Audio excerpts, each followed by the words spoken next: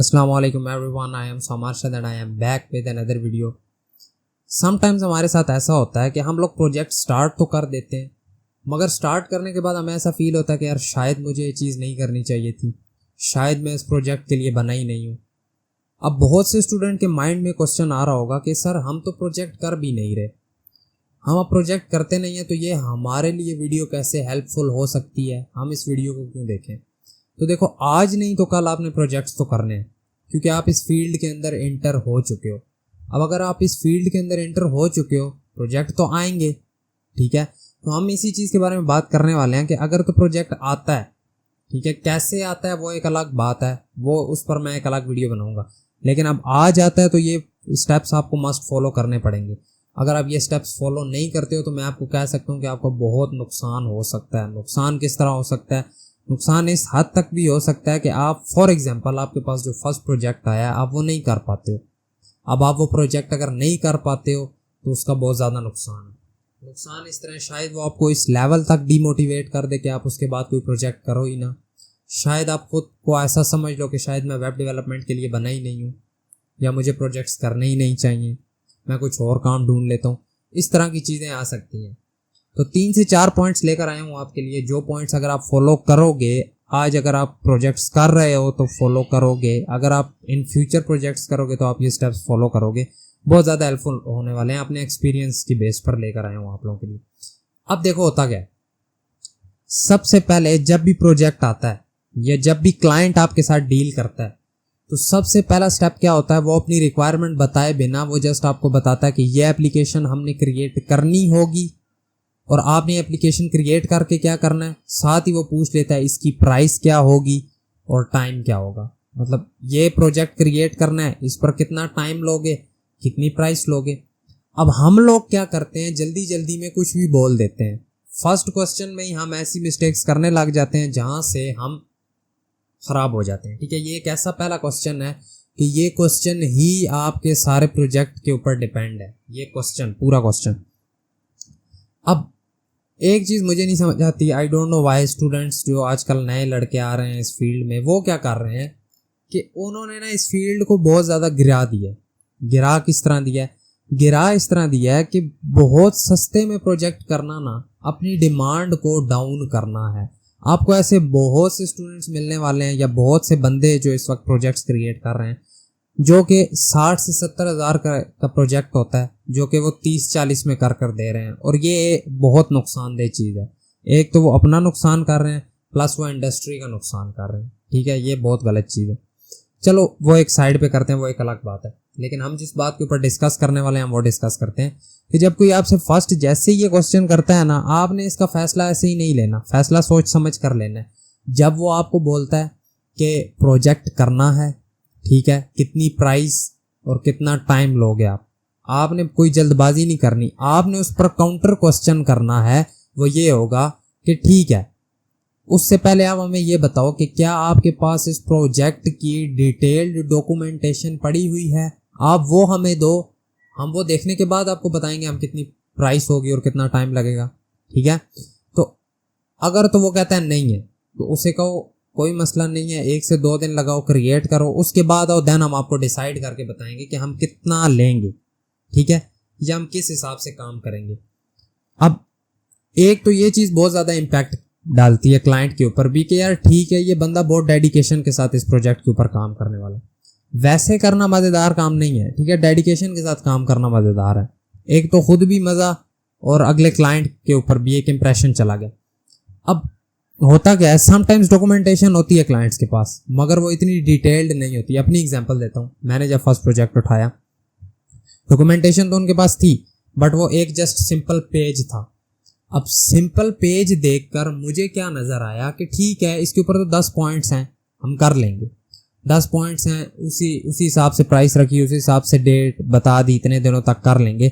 लेकिन जब वो डिटेल्ड, अब उसमें जस्ट सिंपल छोटी छोटी बातें थी कि ठीक है, इन्वेस्ट हो जाएगी, विदड्रा हो जाएगा, स्टेटमेंट्स आ जाएंगी, इनवॉइसेस आ जाएंगी, छोटे छोटे पॉइंट्स नज़र आ रहे थे। लेकिन जब डिटेल्ड में काम जाता है ना, डिटेल में, तो वही एक पेज 4 से 5 पेजेस में कन्वर्ट हो गया। तब मुझे ऐसा फील हुआ कि यार ये क्या मैंने कर दिया, ये तो ना प्रोजेक्ट करने का मज़ा है। एक तो मैंने इसकी प्राइस थोड़ी ले ली, एक तो मैंने इसका टाइम गलत बता दिया।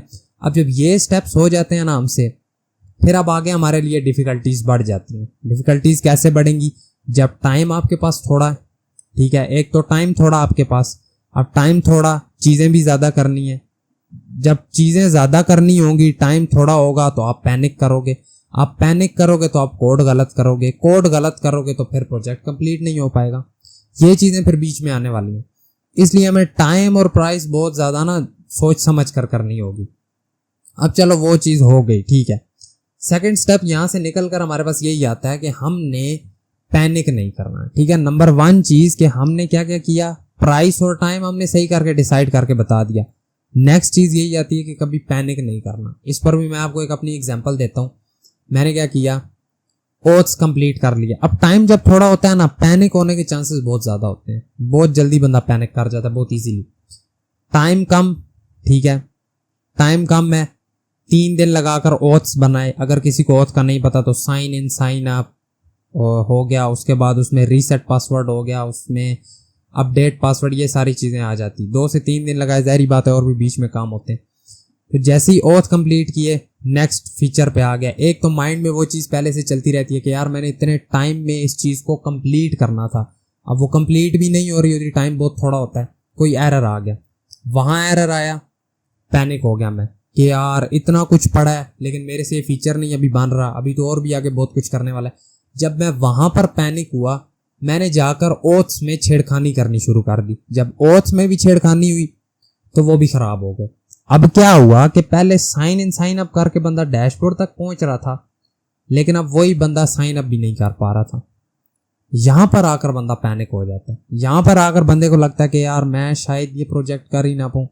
फिर इसलिए मैं कह रहा हूं आपने पैनिक नहीं करना, क्योंकि हम एरर को जब देखकर समझते हैं ना, समझ कर ठीक करके करते हैं, तो तब वो चीज़ हमारे लिए करना ईजी है, वो हम इजीली कर भी लेते हैं। लेकिन अगर हम पैनिक कर जाते हैं तो पैनिक करके फिर हमसे चीज़ें हैंडल नहीं हो रही होती, फिर हम हुई चीज़ें भी खराब करने लग जाते हैं। एक रूल हमेशा याद रखना कि एक रूल हमेशा याद रखना कि कभी भी लिखे हुए कोड में दोबारा जाकर छेड़खानी करने की ज़रूरत नहीं है, ठीक है। अगर वो आप लाइव कर चुके हैं तो वो लाइव रहने दें, अब उसे छेड़खानी ना करें।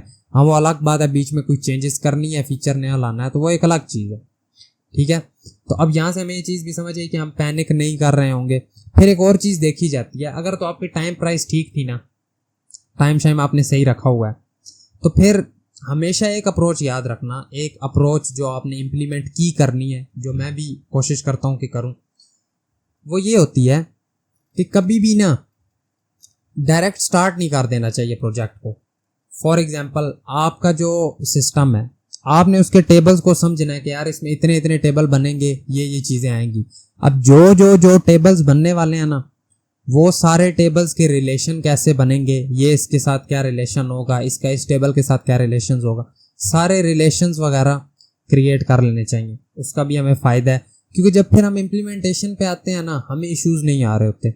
जब आपने फ्लो पहले से रेडी कर लिया हो ना, फिर ईजी है, फिर रिलेशंस वगैरह बना लो। एक और लास्ट स्टेप आपको बताता जाता हूँ, वो ये है कि अपना कोड हमेशा प्रोजेक्ट करते हुए नीट एंड क्लीन रखना। इसमें आप क्या क्या चीज़ें आ जाती हैं, आपकी फोल्डर स्ट्रक्चरिंग, आपकी फाइल नेम्स, आपके वेरिएबल नेम्स, आपके टेबल्स के अंदर जो वेरिएबल्स पड़े हैं उनके नेम, टेबल्स के नेम, ये सारी चीज़ें स्ट्रक्चर्ड वे में रख लेना। अब ये बात मैं क्यों कह रहा हूँ, ये बात कहने का मेरा सिर्फ ये मकसद, एक ही मकसद है, और वो ये है, देखो जब आप स्ट्रक्चर्ड काम करते हो, मैं ऐसा आपको नहीं चाहता कि आप लोग आए, आपने प्रोजेक्ट किया, अगले पर चले गए, छोड़ दिया, अगला आया, प्रोजेक्ट किया, निकल गया, अगला किया, निकल गया। मैं ये चीज़ नहीं चाहता। मैं इस चीज़ पर बिलीव करता हूँ कि यार हम एक प्रोजेक्ट को ही लॉन्ग टर्म में लेकर चलें, जो कि हमारे लिए बहुत ज़्यादा बेनिफिशियल है, ठीक है। एक प्रोजेक्ट को लॉन्ग टर्म लेकर चलना, बजाय एक को किया गया, अगला आया, किया गया, अगला आया। जब लॉन्ग टर्म लेके जाने का फ़ायदा, देखो कभी भी जब वेबसाइट बनती है उसमें ऐसा नहीं होता कि वेबसाइट बस बन गई है, अब तो इसमें कोई चेंजेस नहीं आएंगे, फीचर्स नए आते हैं, बहुत कुछ नया आता है, ठीक है। अब अगर आप किसी क्लाइंट के साथ अच्छा काम करते हो, आप उसके साथ बहुत ज़्यादा ट्रस्ट बिल्ड कर लेते हो, तो ट्रस्ट में वो आपको जब कुछ भी उसने करना होगा वो आपको कहेगा कि यार ये चीज़ करनी है, तो आप उनसे मंथली चार्जेस ले सकते हो कि ठीक है हम आपकी वेबसाइट की मेंटेनेंस वगैरह रखेंगे, आप हमें मंथली इतना पे करेंगे। क्लाइंट को पक्का कर लेना और लॉन्ग टर्म में काम करना। अब अगर आपने लॉन्ग टर्म में काम करना है तो उसके लिए ज़ाहिरी बात है सिस्टम लेंथी हो जाते हैं जब काम बढ़ता है।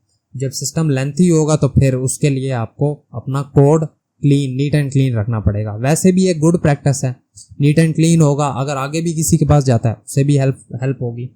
और यही कुछ बातें थी जो आज आपके साथ डिस्कस करनी थी। आई होप सो आपको काफ़ी हेल्पफुल साबित हुई होंगी कि एक प्रोजेक्ट में हमें क्या क्या चीज़ें देखनी चाहिए, किस किस तरीके से हम उसे अच्छा कर सकते हैं। उसके साथ हम आगे कोर्स भी स्टार्ट करना है, आई नो छोड़ा हुआ है, बस मेरे एक प्रोजेक्ट चल रहा है इस वक्त, बस उसके कुछ लास्ट डेट्स हैं, 1 से 2 दिन रह गए हैं। जैसे ही वो कंप्लीट होगा देन हम वापस आएंगे, वापस स्टार्ट करेंगे अपने कोर्स को। 1-2 चीज़ें मेरी लेने वाली भी रहती हैं सेटअप में, उसके बाद फिर स्टार्ट करते हैं। और अगर तो वीडियो पसंद आई हो वीडियो को लाइक करना, चैनल पर नए हो सब्सक्राइब करना, इंस्टाग्राम हैंडल भी नीचे दिया होगा वहाँ पर भी फॉलो कर लेना। कोई क्वेश्चन, कोई परेशानी, कोई मसला हो नीचे कमेंट्स में बताएं, इंशाल्लाह आपके क्वेश्चन का ज़रूर जवाब देंगे। बाकी thank you so much and अल्लाह हाफिज़।